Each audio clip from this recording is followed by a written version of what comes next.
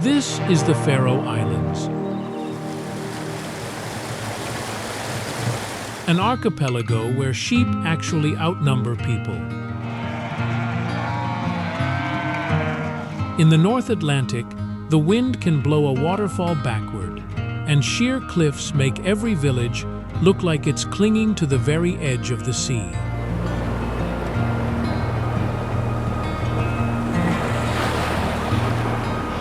Yet paradoxically, people have lived here for thousands of years, on a land where nature has never really seemed to want them to stay.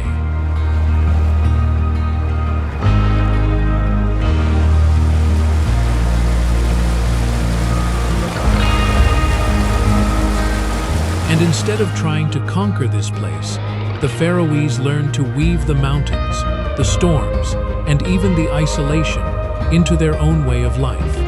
So how does a small archipelago in the middle of an unforgiving ocean become the place people call home?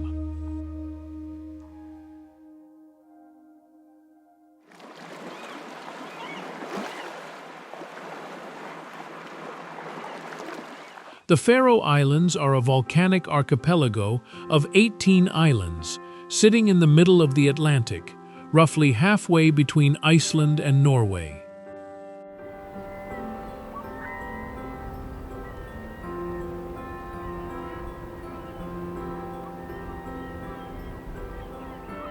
The entire landmass covers just about 1,400 square kilometers, yet no point anywhere in the archipelago is more than 5 kilometers from the sea.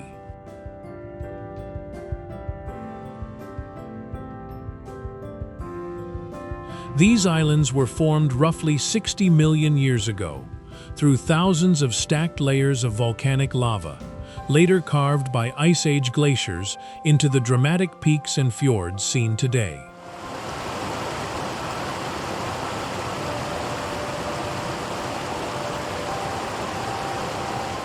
And that very terrain creates one of the sights that leaves anyone seeing it for the first time doubting their own eyes.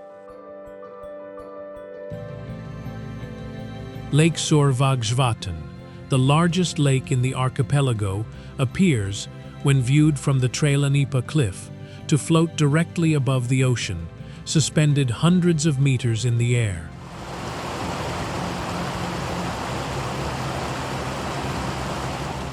But it's simply a perfect optical illusion, created by the viewing angle, the height of the cliff, and the lake's unique position relative to the ocean below.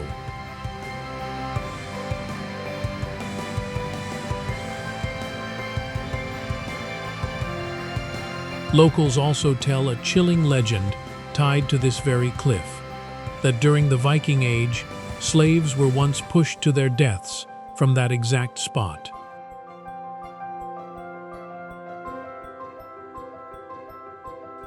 Not far away lies a small village called Gásadalur, where Múlafossur Falls drops straight from the cliffside into the ocean, creating one of the most photographed scenes in the entire North Atlantic.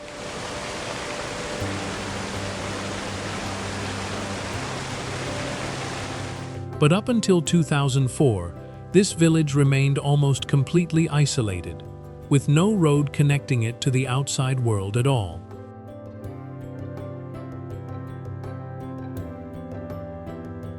The village postman once had to cross a mountain roughly 400 meters high, 3 times a week, just to deliver mail to residents, rain, wind, or snowstorm.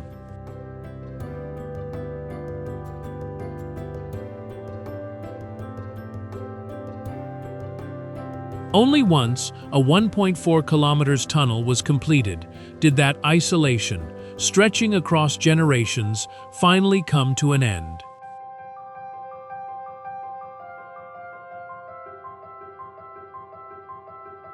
And Gásadalur isn't the only tiny village on these islands. Scattered across the Faroe Islands are villages home to just a few dozen, sometimes barely a dozen residents, where the local school, if it still exists, might have only a handful of students sharing a single classroom. For many young families, Deciding whether to stay or move to a bigger town is never an easy call, caught between love for home and the shrinking job opportunities in these remote corners.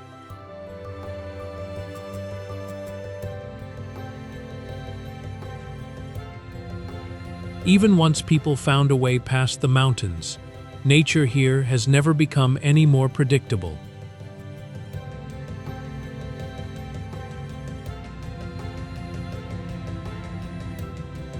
Locals often say that if you don't like the current weather, just wait 5 minutes.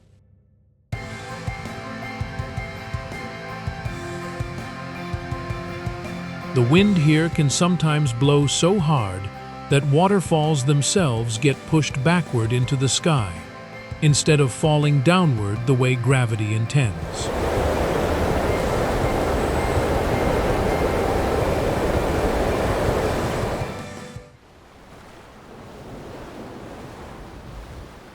The Norse, ancestors of the Vikings, first settled these islands around the 9th century.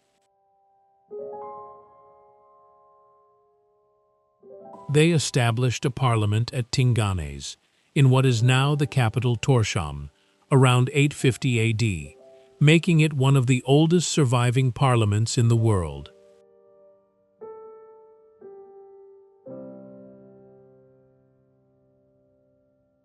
For centuries afterward, the islands belonged to Norway, then to Denmark, after the Denmark-Norway Union dissolved in the early 19th century.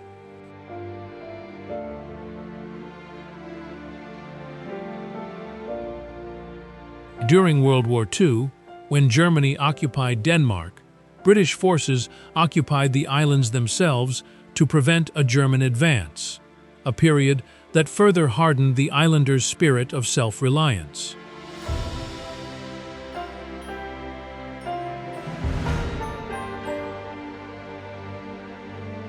In 1946, a referendum on full independence was held, with results leaning slightly in favor.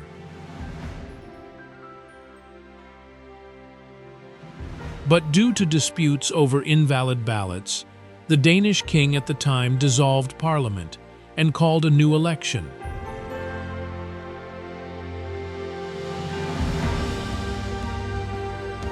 The eventual compromise was the Home Rule Act of 1948, turning the islands into a self-governing community within the Kingdom of Denmark. By 2005, that autonomy was expanded even further.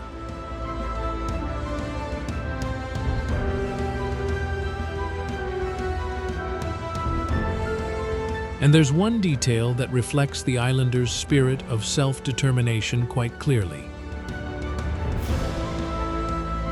Despite belonging to Denmark, a full member of the European Union, the Faroe Islands have never joined the EU, precisely because they wanted to retain full control over their own fishing waters.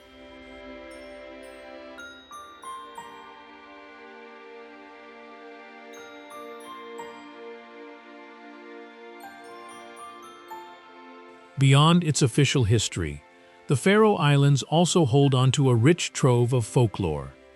One of the most famous legends tells of the Kopakonen, half-human, half-seal creatures said to shed their skin once a year to become human, dancing along the shore under moonlight. A bronze statue was even erected on the island of Kalsoy, right by the coast, in tribute to this legend, now one of the most popular photo spots across the whole archipelago.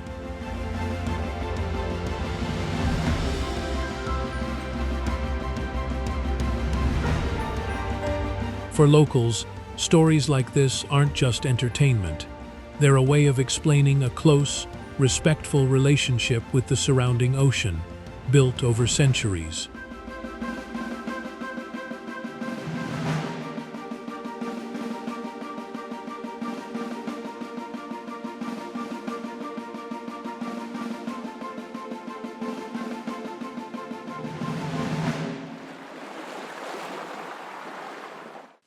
There's a tradition that has existed in the Faroe Islands for hundreds of years, one that still sparks fierce debate around the world today: the pilot whale hunt.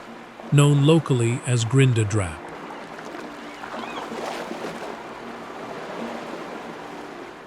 In this ritual, the whole community works together to drive pods of whales into designated bays, where they're then slaughtered.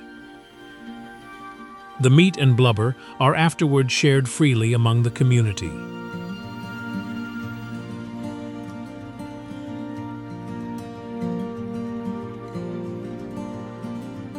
Historically, this served as a vital food source, helping people survive brutal winters.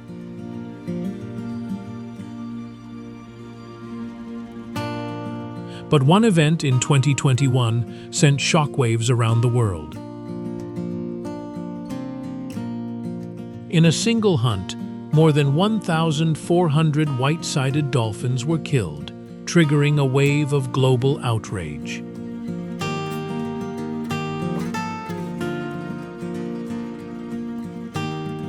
Following that incident, Faroese authorities introduced an annual quota on this dolphin species, along with stricter regulations on slaughter methods.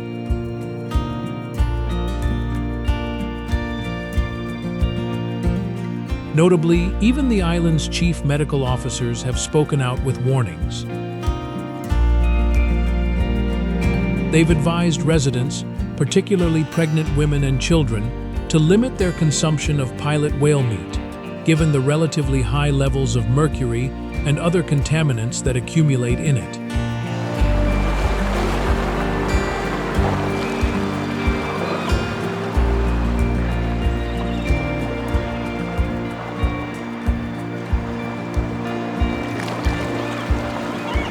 In 2025, according to international monitoring organizations, a total of nearly 1,000 marine animals were killed across 10 separate hunts.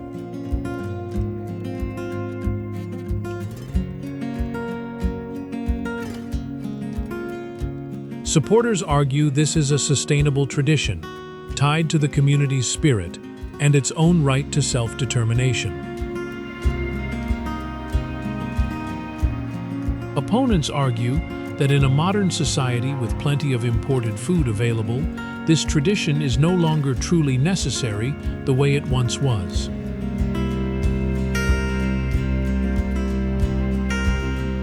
And perhaps what matters most is understanding that this isn't simply a story about a hunt.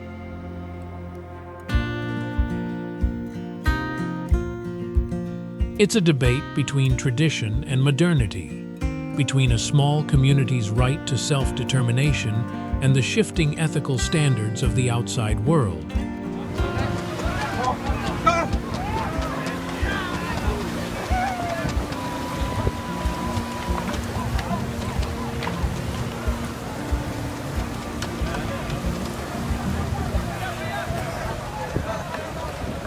But if there's almost no resources underground, how have the Faroese managed to build wealth?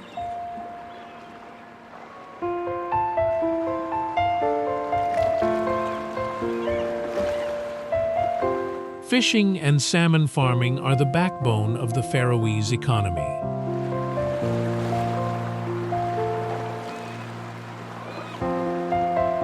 Fish products account for roughly 90 to 95% of the entire archipelago's total export earnings.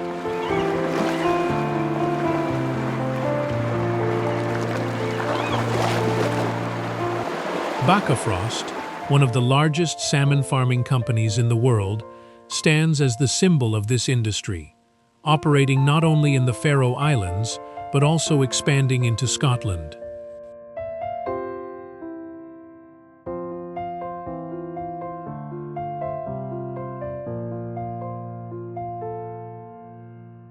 But there's another economic chapter, one far less smooth.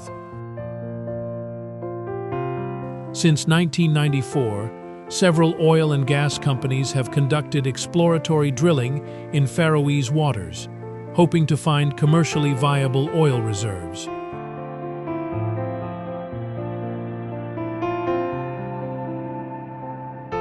But after years of searching, no oil field of sufficient commercial value was ever found. By 2015, The last remaining oil company withdrew entirely, leaving the Faroe Islands, as the Rye saying goes, an oil territory without any oil.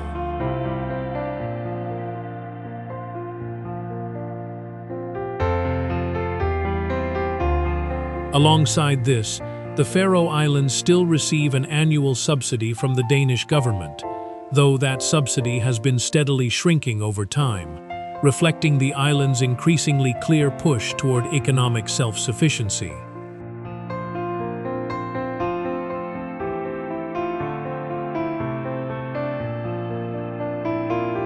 And there's another field, one few would expect, that's put the Faroe Islands' name on the world stage: soccer.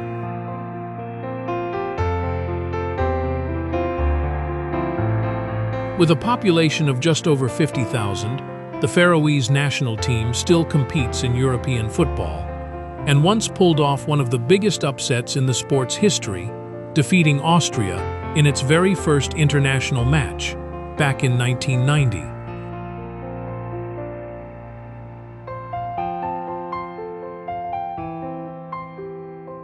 Their national stadium sits right on the edge of a fjord, often described as one of the most scenic stadiums in the world, where you can watch a match while gazing at fog-covered mountains rising right behind the goalposts.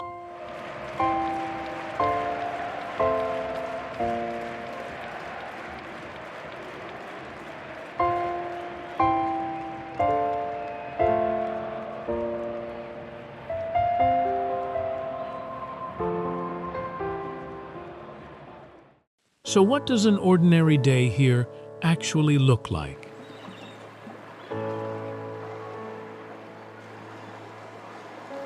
Stepping into Tórshavn, one of the smallest capital cities in the world, visitors can easily walk through most of the downtown area in just a few minutes.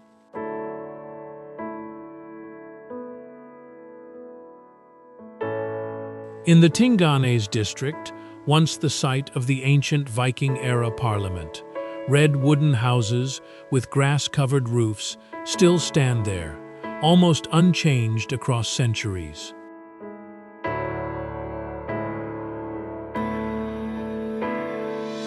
Standing among these narrow little streets, it feels as though you've stepped hundreds of years back in time.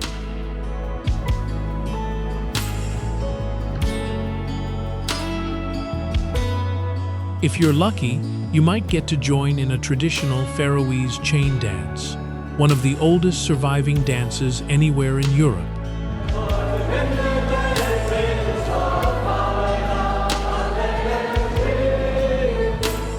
There's no musical instrument at all, just one lead singer performing long ballads, while the whole circle of people, hands joined, moves in rhythm and answers back in refrain.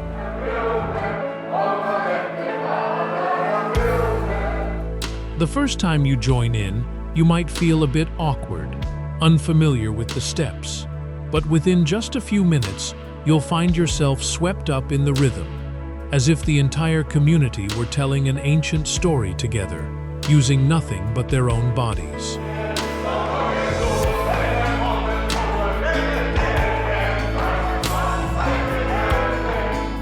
As for the food, the most iconic dish here is called skerpikjöt, mutton that's fermented and air-dried using nothing but salty sea wind, hung inside specially ventilated sheds for 5 to 9 months.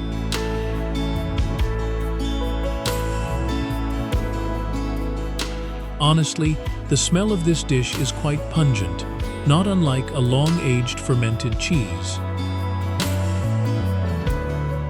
But with the first bite, the rich, salty flavor comes together in a way that makes it instantly clear why locals hold this dish in such high regard. It's not just food, but an entire food preservation method passed down over hundreds of years, in a land with almost no trees to provide wood for smoking.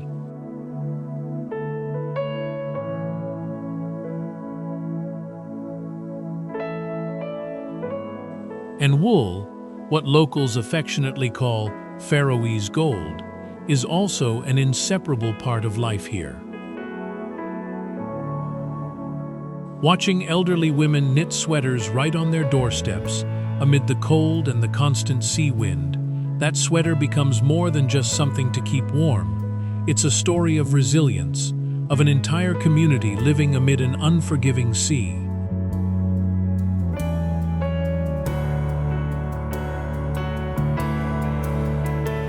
And there's another folk belief that still quietly lives on in Faroese consciousness today.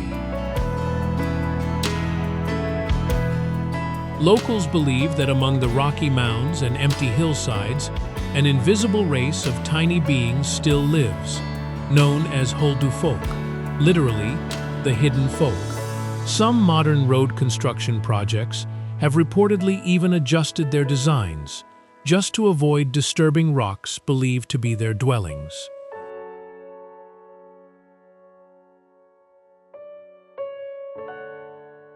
For many Faroese, this isn't simply a fairy tale for children. It's part of how they view and respect the wild nature surrounding them.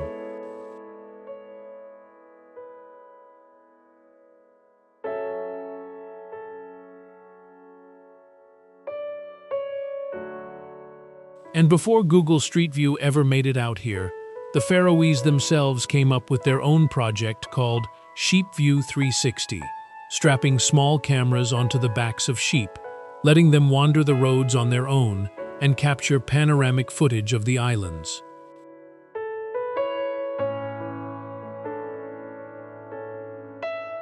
That project was so successful that Google later had to send its own team out here in person to complete the official map.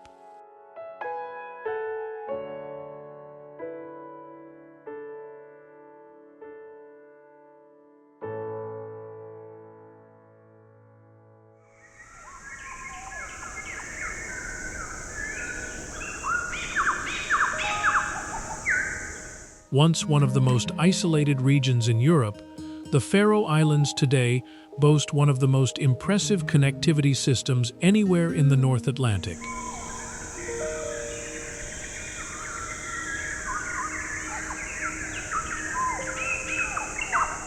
More than 20 mountain tunnels, along with 4 undersea tunnels, connect most of the islands together, allowing the majority of the population to travel entirely by road.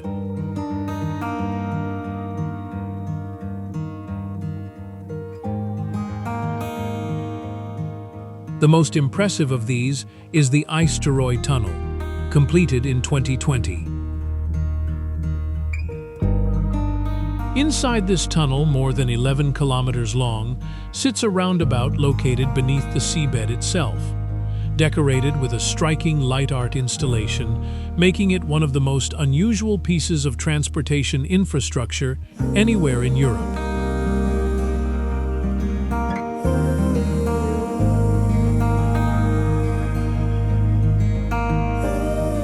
And the Faroe Islands aren't stopping there.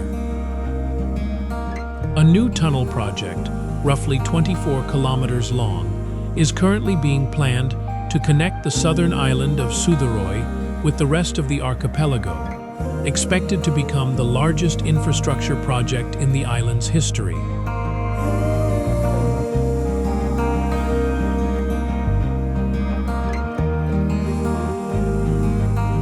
These tunnels have completely changed the way people think about distance across an archipelago.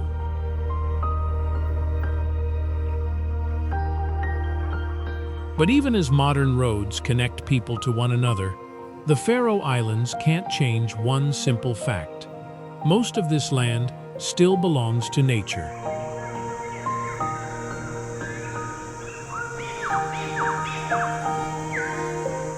And if there's one place that shows this most clearly, it's the cliffs, where thousands of seabirds return every summer.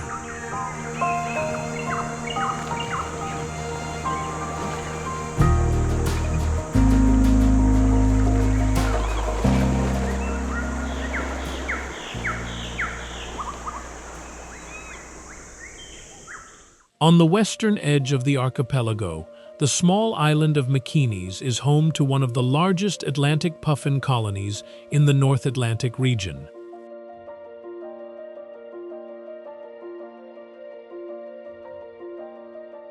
Every year, around late April, thousands of these birds with their distinctive colorful beaks return here to nest, before departing again at the end of summer.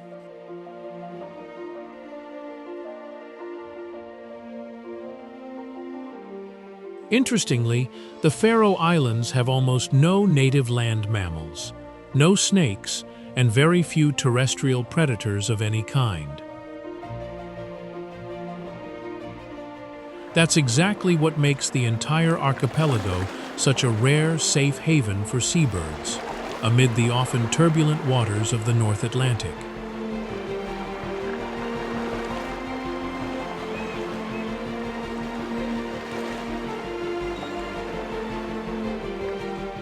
For centuries, the Atlantic puffin has been more than just a natural symbol. It's played an important role in islanders' livelihoods.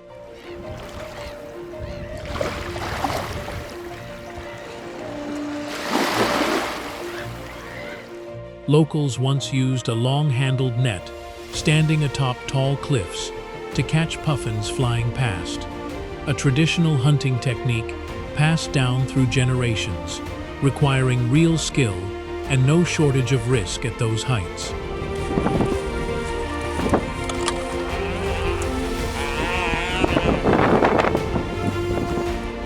Today, that hunting practice continues only on a small, controlled scale, now more cultural tradition than livelihood, while most visitors who come here simply want to capture the bird's distinctive, colorful beak through a camera lens.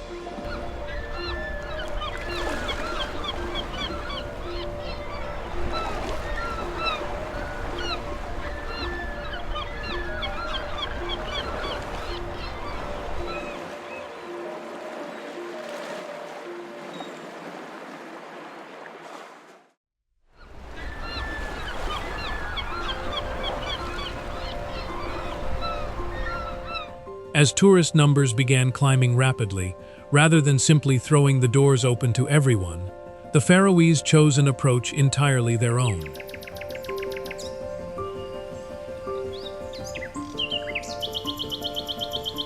They organized an event called Closed for Maintenance for a few days each year. The island's most famous tourist sites close to regular visitors, and instead invite a select group of volunteer tourists to help repair trails and build scenic viewpoints in exchange for lodging, food, and a handmade wool hat.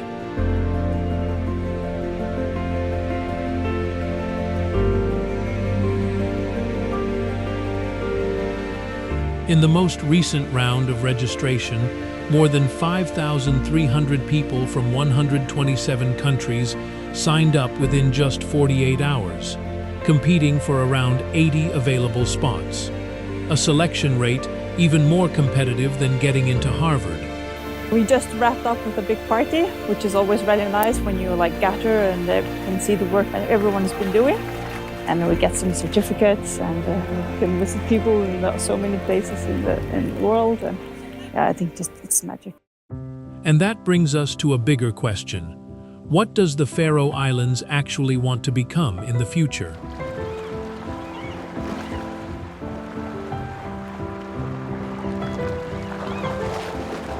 In early 2026, the Faroe Islands saw a remarkable transfer of power. A 29-year-old politician officially became the youngest prime minister in the island's history, leading a coalition government made up of several different parties.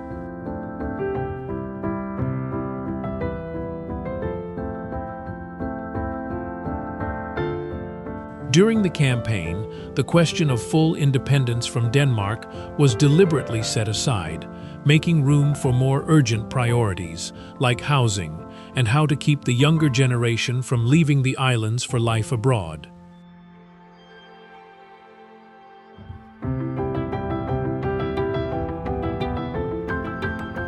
But that question has never truly disappeared. It still quietly lingers, as part of the identity of a people who once came within reach of independence, only to keep choosing a more gradual, more cautious path towards self-governance instead.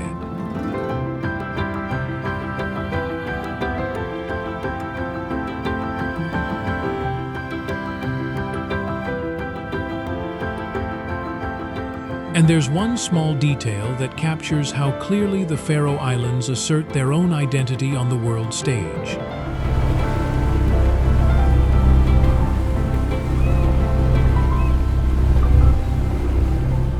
Though not a fully independent nation, the Faroe Islands still issue their own stamps and currency, featuring images of puffins, whales, or their signature granite cliffs.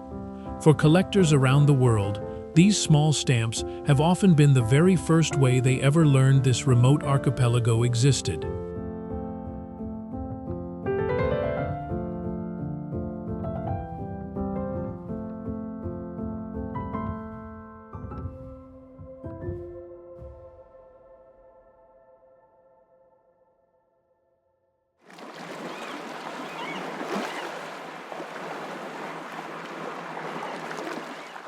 Looking in from the outside, the Faroe Islands might seem like a place people shouldn't be able to live.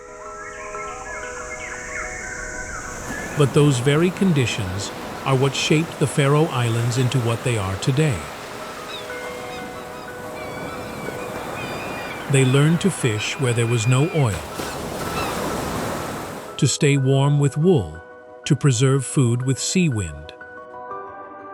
That's why the Faroese have always held such a distinctive relationship with this land.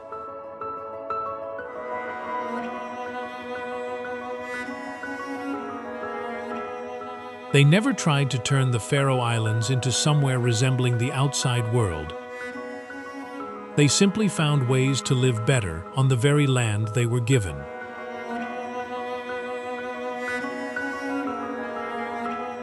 And in a world growing more and more alike, the most valuable thing about the Faroe Islands isn't its dramatic cliffs, its lakes that seem to float above the ocean, or its modern tunnels running deep beneath the sea.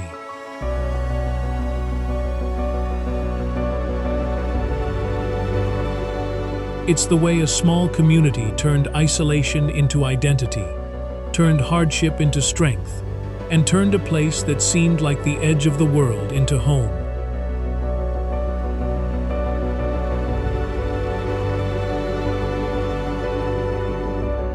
Thank you for joining Extreme X Travel on this journey to the Faroe Islands. If you enjoy stories about remote places where people have had to find entirely different ways to survive, subscribe to the channel and keep joining us on our next journeys.